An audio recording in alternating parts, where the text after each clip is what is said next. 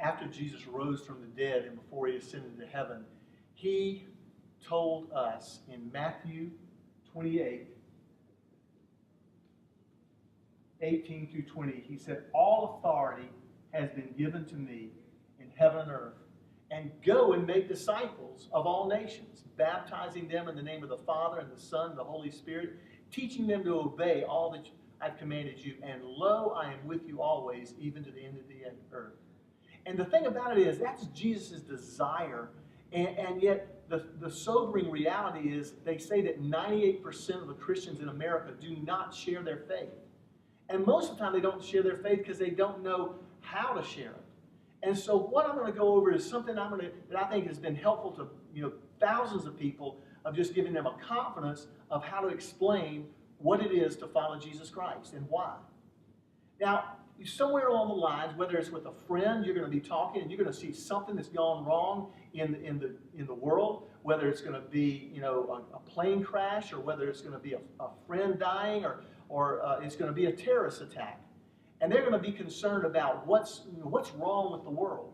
Or it might even be something as simple as meeting a stranger and going up and saying, hey, I just want to pray more because of what's going on. And so how can I pray for you? And after you pray for them, you can say, hey, can I show you a picture that's really changed my life? And so it would start something like this. You would say, when you think of the world, what's one word that describes the state of the world? And if they're realistic about it, they'll say something like confusing or chaotic or even broken. And so I would write broken, and let it be a crack there. And so the reason this world is so broken, and we try to cope with it or fix it in so many ways.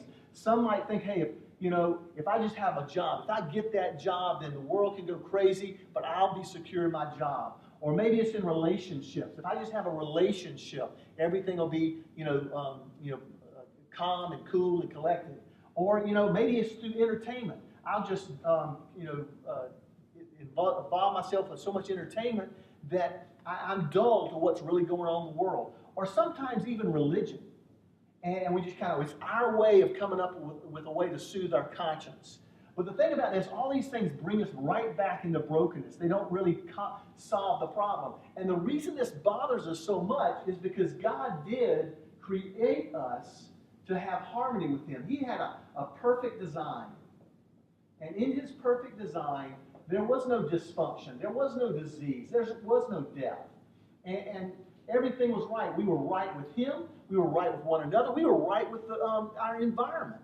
And yet we know and we understand that basically we went our own way. And that is what the Bible calls sin. When we turn away from doing it God's way. And we know we've sinned because of the death in the world, the dysfunction, the disease. And there's nothing we can do to get back to God. But God, because He did love us, He came up with a solution. And His solution was Jesus Christ. And Jesus was God's Son who came to earth. And He lived a perfect life, and He also was the perfect sacrifice to pay for our sin. And then He rose again to prove that anyone, regardless of background, can get out of brokenness and their dysfunction and come back to God and be restored. But they would have to do something. They would have to turn away from doing it their way, and they'd have to start following Jesus. And they would make Jesus king of their life. And when they did that, there was a promise that they would be restored to God's kingdom, because God would give them the Holy Spirit. And with this, it would empower them to turn away from the brokenness and to follow and to be secure in that relationship. And now, as we grow, we can actually go back into brokenness and bring people out. And basically, there are two types of people.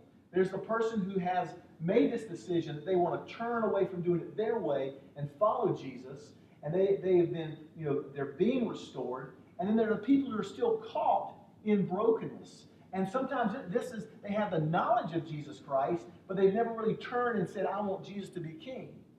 And so at this point, you want to ask them a question. You want to say, which of these two best represents you? And where do you really want to be? And then you want to say, do you understand how to go from here to here and making Jesus king of your life?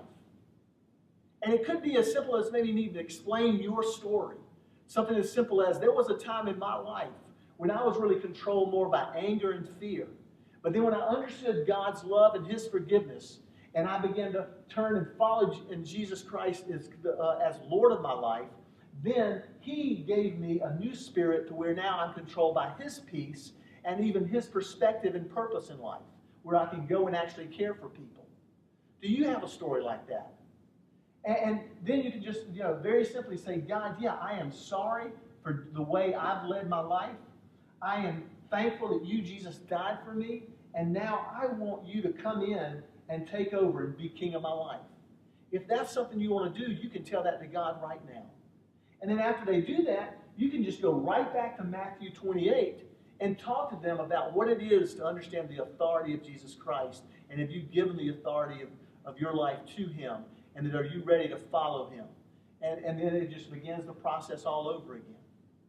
But that's commonly called the 3 circles, and it's a tool that thousands, actually millions of people all around the world right now are understanding the gospel of Jesus Christ.